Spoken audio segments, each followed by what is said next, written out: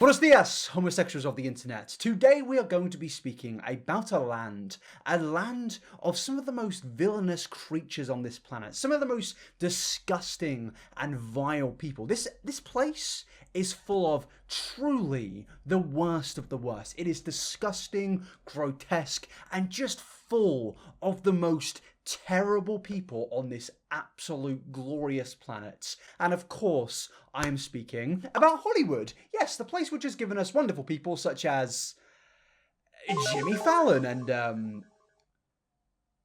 James Corden. No, we don't claim him. I may be British, but I can happily say that we certainly do not claim James Corden. And yes, today we're going to be speaking about this terrible place, because if there's one thing which I've learned since growing up on my 47 years on this planet, it is a lot of the actors which I loved as a child probably weren't how I perceived them to be when I was a 9-year-old beansprout. And today we're going to be speaking about an individual case of that. In my opinion, probably one of the absolute worst cases of this possible, and it's about somebody who I'm sure a lot of you grew up watching, you loved the show that this person was a part of, and to be honest, you're probably disappointed and sad about the fact it is to do with Jared Drake Bell.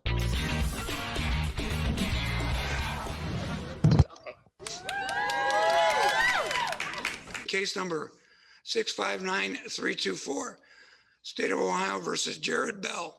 Defendant is appearing by Zoom. Mr. Bell, can you hear the court? I can, yes, Your Honor. Very good. Counsel for Mr. Bell is in the courtroom. Ian Friedman and Madeline Grant, present from the state. Kevin Brigman also in the courtroom. My understanding, there's been a plea agreement reached where the defendant will plead guilty to count 1, attempted endangering children.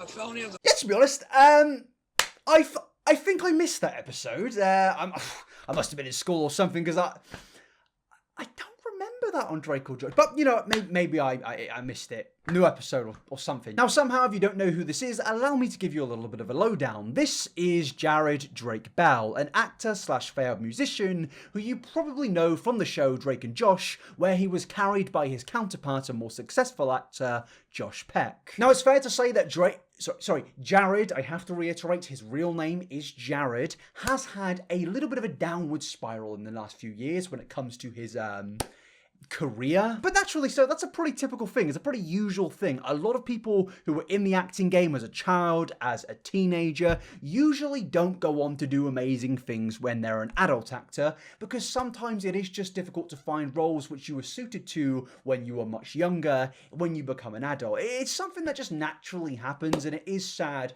but Drake was somebody that was a part of that category. After Drake&Josh, his acting career just took a massive slump, and I guess he did try to pursue his failed music career. And yeah, as I said, it's a pretty typical thing, but what isn't typical is him abandoning his American profile and seemingly adopting a persona of a Mexican.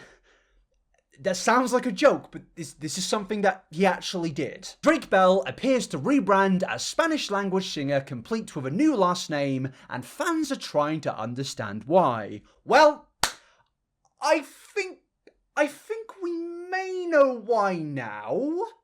But before we go into the thing which completely and utterly exposed Jared for being a complete terrible human being, let's just speak about the peak of his creativity here, because his Spanish last name was Campana. It translates out from Spanish to Bell.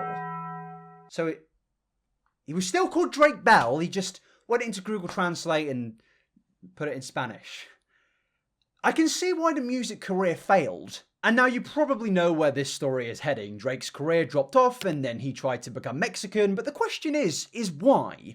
Why would this man, who seemingly was successful for a while in America as an American, abandon the persona he became famous from and pretend to be a Mexican? And now don't get me wrong, I'm not saying this in a negative tone towards Mexican people. I just think it's naturally a very strange thing to change, well, not change your name, but adopt the profile of Drake Campana. It's strange, and this is when we're going to move into a topic which I have to give a warning for, because in today's videos we will be dealing dealing with the topic of grooming and child abuse. So there is your warning. If you want to skip further ahead, you're more than welcome to, but the majority of this video will be dealing with very serious tones. So after Drake made this rather peculiar change to his profile, a lot of people were asking questions, and Drake merely stated that he wanted to do something for the fans of Mexico with Latin rhythms.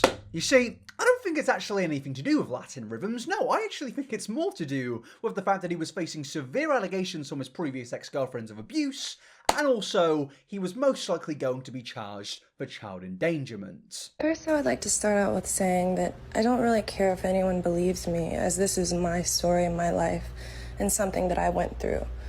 It wasn't until recently that I actually realized that abuse isn't something that all women have to go through.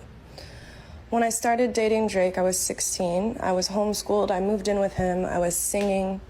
It wasn't until about a year when the verbal abuse started. And when I say verbal abuse, imagine the worst type of verbal abuse you could ever imagine, and that was what I got. It then turned into physical, hitting, throwing, everything. At the pinnacle of it, he dragged me down the stairs of our house in Los Feliz. My face hit every step on the way down. I have photos of this. I don't even want to get into the underage girls thing.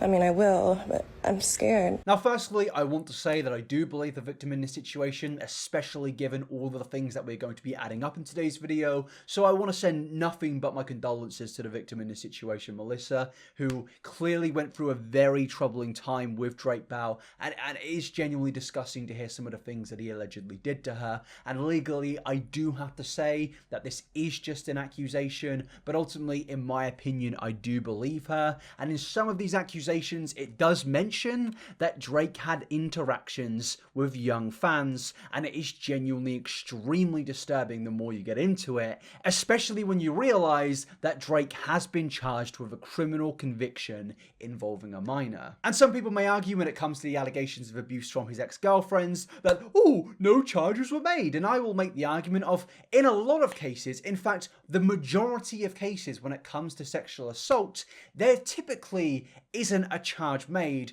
and most of the people accused walk free. We will go further into that, but also I do seem to see a lot of things adding up in these stories that his ex-girlfriends and also the alleged victim in the story of Grooming have told, especially when it comes to Drake's alcoholism, which adds up in the story given the fact that Drake in the past has been charged with a DUI. Now please don't go all Twitter on me and put words into my mouth. I'm not saying all alcoholics are bad. What I'm saying here is that the victim's stories seem to add up. They mention Drake's alcoholism and how it affected him, and Drake, as I said, has been charged with a DUI. Some of the things that they say a lot of the things that they say in these stories add up with their own stories, and you do just have to start to put two and two together. And it's not just one or two people that have come out against Drake Bell, it is multiple people, and there are even other people in DMs which we will go through in a second. And I could say that there's no smoke without fire, but the reality is the fire's already happened and the building has just completely burnt down. But now what I want to read to you is some DMs between two of Jared's exes, basically expressing their experiences with Drake's abuse. And warning, there is a lot of disturbing content in these DMs. Hey Melissa, this is Payden. I was Drake's girlfriend for 5 years after you, and here's an image just to prove it from some websites of where they've been seen together at press releases and all other sorts of stuff. I will stand by your side and back you up, as I went through the same horrific verbal, physical and mental abuse. He had sex with hundreds of underage people. Yes. Would it be okay to share this on my TikTok? This is some Bill Cosby stuff. Okay. First, I'm very nervous about this, and then they go on to basically speak about how traumatized they were by Drake, and their just in general familiar experiences with verbal and physical abuse, etc, etc. Now firstly, I do just have to address the fact that Jared, for some reason, has this really dedicated audience which will God defend him no matter what, so I do just have to say, before they say that these two are attention seeking, firstly, why would this person DM another person privately if they were attention seeking? Now, I don't think going public is attention seeking, but it really doesn't add any logic at all with them DMing somebody without the original intention to go public about it. Yes, it's public, but they weren't clearly intending on that in the first part before they were given consent to post it publicly. Drake at this point was facing 3 serious accusations from former ex-girlfriends, and every story did just seem to add up, especially when we take a look at the story which is the most publicized currently, the story which you most likely know about. Because this year, Drake Bell, as I said, was charged with child endangerment, and firstly, as much as it's a strange point to make, I just cannot comprehend somebody who has everything does something like this. It truly proves to me that the people that do this stuff are evil. Obviously, there isn't any justification to do this when you don't have everything. You are evil no matter what if you do this stuff. But the fact that Drake Bell had millions of dollars and he's still... I don't know, it sounds like a strange point, but when you have everything and you are still willing to commit these horrific acts, you must truly be the lowest of the absolute low. Your Honor, I just want to say today that I accept this plea because my conduct was wrong. I'm sorry that the victim was harmed in any way, but that was obviously not my intention. I have taken this matter very, very seriously. And again, I just want to apologize to her and anyone else who may have been affected by my actions. Anything further? No, Your Honor. Very good. Well, the court heard a lot of serious and disturbing allegations here today, but I can't lose focus on the fact as to what he pled to. He did not plead to sexual misconduct or engaging in sexual relations. He pled to attempted endangering children and disseminating matter harmful to juveniles. These are serious allegations, but they do not involve sexual relations. However, a grown man does not engage in inappropriate text messages to a teenager. There's a reason why a 14 or 15-year-old does not have the right to drive, does not have the right to vote, does not have the right to serve in the armed forces. They don't have the emotional or mental maturity to properly gauge their conduct. So you did take advantage in that regard to somebody who could not appreciate the consequences of the relationship or lack of relationship or inappropriate relationship. So yeah, Drake was facing a lot of severe allegations in this court case, and he did come to a plea deal of where he was convicted of child endangerment. And I do have to say, for legal reasons, yeah, it didn't involve pictures or physical activity in real life, according to the law. But does that make it any better? Legally, you have been caught sending explicit and inappropriate messages to a 15-year-old girl. That doesn't make it any better that there weren't pictures or physical activity involved in the eyes of the law. In my opinion, you are a predator. And the victim even claims that there was physical activity between her and Drake, and that she had been groomed by Drake since she was 12 years old. Now, Drake's made this wonderful claim that he actually did not know her age, and a lot of that statement very much confuses me. Because for one, this person has gone to fan meetups, has gone to multiple concerts as Drake Bell, and has actually stated that she has engaged in physical, serious, inappropriate sexual relations with Drake at the backstage of these concerts. But also, how would you get this person's number if you haven't met them? The only thing I can say is you probably responded to a DM of hers on social media. So given that, you most likely saw her face on her social media profile. And I have to say, surely a 31-year-old man at the time could decipher if somebody was a teenager. And also, you, as a celebrity, an influencer, whatever you want to call it, a nonce, choose your picking, you have the responsibility to discover somebody's age, especially when you are 31 years old. You have been in this industry for over 15 years now. I only expect you to ask for somebody's age. And if you make the argument that you didn't know what they looked like, shut up. Just stop. Nobody is sending explicit messages to a person that they don't know what they are. Maybe a few people are, but Drake Bell, the celebrity, the multi-millionaire celebrity, I don't think he's messaging anonymous people without a face explicit messages. Now, as I said, Drake has denied the whole allegations of physical activity, and the law did not, I believe, find him guilty of that. But I do just have to say, if he's willing to send her inappropriate messages, I mean, I'm not going to deny the fact, in my opinion, because I have to say that legally, that physical activity went on with them. I'm not going to deny that because, personally, I would not be surprised. He was such a huge part of my childhood, and in return, he ruined my life, she said. Now, I am about to go further into this charge that Drake has received, but firstly, I just want to wish nothing but my condolences to the victim in this situation.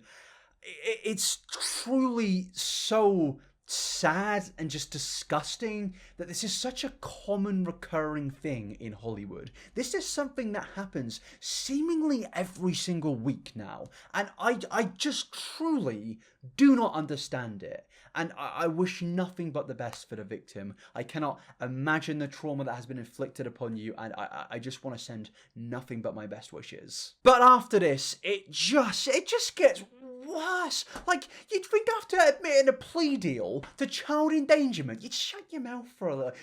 You'd be quiet because, oh, the whole world thinks I'm a not. You know, I think at that point you say, you know what, I'm going to just like sit in my mansion with my millions of dollars and just not say anything for the rest of the time, because that's what I imagine somebody in that situation would do.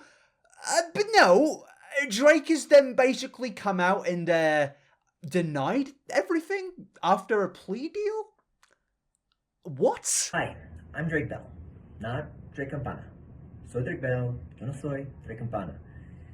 A lot of the news that you've been hearing, well, most of the news that you've heard recently is entirely false and wrong. Drake, you know that you have a criminal conviction because you admitted a plea deal where you sent inappropriate messages to a 15-year-old. You do know that, right? You know that you did that. Because I'm starting to think that maybe you don't know that. I didn't change my name. Although I love and would love to. I've never moved to Mexico. I've never been a resident or a citizen of Mexico. I don't have a Mexican passport. I didn't get arrested. I didn't go to jail. I know that this has moved very quickly for you, but for me, it's been a 3-year thorough investigation into every false claim that has been made. And it's not me telling you that the claims are false, but the state of Ohio has proven the claims to be false. Jared, I do just have to ask the question of, firstly, are you stupid? And are you sane? Well, clearly you're not sane, but you took a plea deal where you admitted to sending inappropriate messages to a 15-year-old girl, and now you have a criminal conviction, and you expect me not to believe the other allegations? Are you dense? Well, yeah, you are. Again, this is something that doesn't surprise me that he's saying. It's like, oh yeah, well, I did admit to that one serious crime that I committed, but all the other serious crimes, they can't possibly be true. I think they can. I think if you're willing to do the one crime which you've been caught doing, you're more than likely willing to do the other crimes. That's just how I perceive it. Maybe I'm nuts. Please go to the comment section and just let me know, because I feel like maybe I'm being a little bit crazy here, but yeah, just please let me know what you think below. But also, Jared, I think we need to have a little conversation, my man. We need to have a conversation about the fact that people in high positions of power and high positions of wealth, which is technically being in a position of power in itself, people in those positions frequently get away with their criminal actions. In particular, when it comes to abuse and sexual assault. According to Rain, 975 people out of 1,000 who are accused of sexual assault walk away free. Now, Jared, we've got two options here, my friend. We've got two options. Either 975 people were lied about, or there is the little possibility that the justice system is incredibly flawed. Now, I don't know which one it is, but I'm gonna slightly lean to the justice system one. Slightly. But that being said, I'm not perfect, and I made mistakes. I responded to a fan whose age I didn't know. Yet when I became aware of their age, all conversation and communication stopped. And this individual continued to come to shows and pay for meet and greets, and all while I was unaware that this was the same person. Firstly, messaging a minor, it's not a mistake, it's a criminal action.